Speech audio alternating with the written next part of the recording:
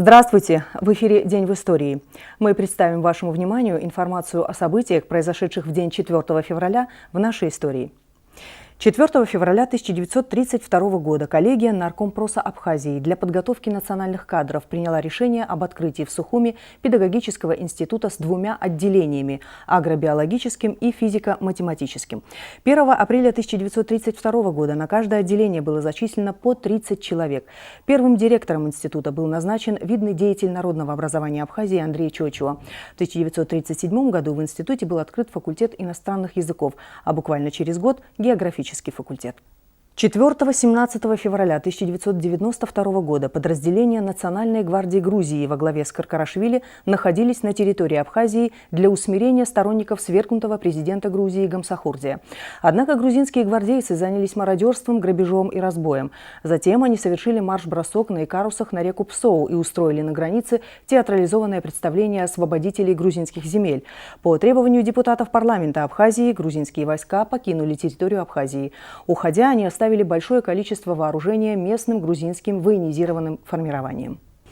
4 февраля 2003 года Совет безопасности ООН продлил мандат миссии ООН по наблюдению в Грузии до 31 июля 2003 года. При этом Совет безопасности ООН выразил глубокое сожаление, в частности, по поводу неоднократного отказа абхазской стороны дать согласие на обсуждение документа Бодена и вновь настоятельно призвал абхазскую сторону принять этот документ. 4 февраля 2010 года в Торгово-промышленной палате России прошло учредительное заседание Российско-Абхазского делового совета.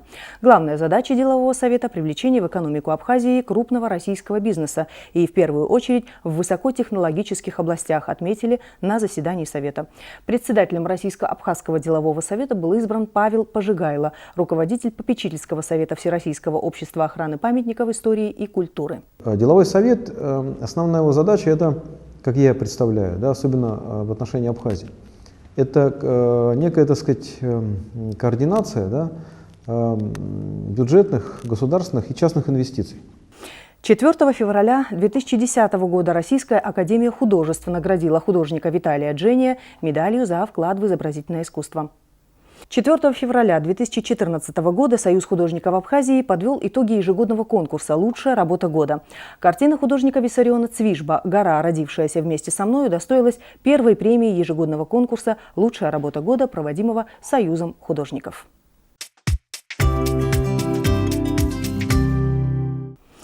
4 февраля 1932 года родилась Эвелина Тужба, заслуженный учитель Абхазии.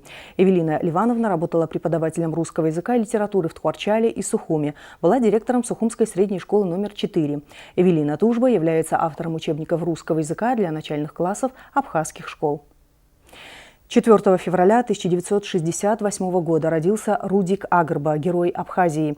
Принимал участие в обороне Сухума на Красном мосту. В составе милицейской группы воевал на Гагарском направлении. Предотвратил попытку танкового прорыва противника в районе Колхиды.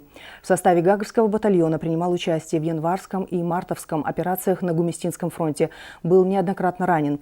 Во время июльского наступления участвовал в освобождении населенного пункта Гума, Апра и высоты Апьянда. Рудик Агрба погиб в бою в районе высоты Гварда.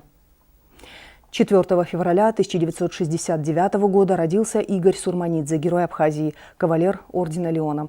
Командир разведгруппы сражался на Гуместинском фронте. Во время июльского наступления в боях за Шрому водрузил флаг Республики Абхазия над зданием администрации. Во время сентябрьской операции водрузил знамя на Сухумской телевышке. С боями дошел до государственной границы по реке Ингур. Игорь Сурманидзе участвовал в Ладской операции в 1994 году. А сейчас о некоторых событиях, произошедших 4 февраля в мировой истории. 4 февраля 1722 года Петр I своим указом утвердил табель о рангах. Это закон о порядке государственной службы в Российской империи, который утвердил классификацию воинских, статских и придворных чинов, соотношение чинов по старшинству и последовательность чинопроизводства. 4 февраля 1944 года ученые доказали, что носителем наследственной информации является ДНК. 4 февраля 1945 года началась Ялтинская конференция. Это вторая по счету после Тегеранской официальная встреча глав союзных государств антигитлеровской коалиции СССР, США и Великобритании во время Второй мировой войны. 4 февраля 2004 года начала работу социальная сеть Facebook, созданная студентом Марком Цукербергом. И в заключение выпуска информация о погоде. За последние 10 лет в день 4 февраля самая высокая температура была зафиксирована в 2013 году. Это плюс 16 градусов. Самая же низкая температура плюс 3 градуса в 2014 году. Это вся информация, которой мы хотели поделиться с вами сегодня. Всего доброго. Увидимся завтра на канале Абаза ТВ.